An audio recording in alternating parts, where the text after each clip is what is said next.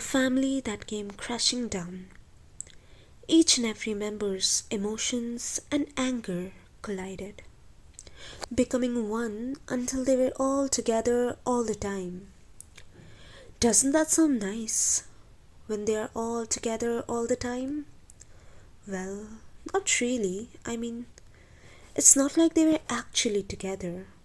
It was just their emotions, the turmoil within them, and the anger that were colliding. Those emotions fed together. Staying together all the time can be exhausting. You know, I hated it. I hated it so much there. The family had already broken apart, and yet they were together. Every night it was the same situation. Screaming, fighting, and just disagreements in general. That was the usual environment. What happened then? Well, people started leaving. Every piece in that full picture just started leaving each other. First it was emotionally, then it was physically. They all went to different places. They went to different institutes. They got different lives. And the phone calls they used to make each other became so rare.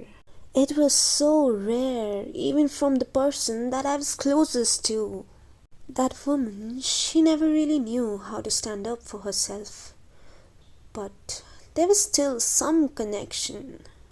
But now that we've come here, that phone call is like once a week maybe, sometimes twice a week, and sometimes once in 2 weeks. But it's okay. It's not like she's the only one. I myself don't really have it in me to make the calls by myself. You know, my phone is mostly on silent these days. I don't really talk much to anyone. Not to the quote-unquote friends I've made around here. Nor to the people I sometimes go out with. I don't really talk much. It's just barely a word here and there. Sometimes when I'm all alone in my room, memories get triggered. There are certain moments when I feel so broken. But in a way, it's also peaceful. It is so different from the screams that I used to hear every day, every night back then.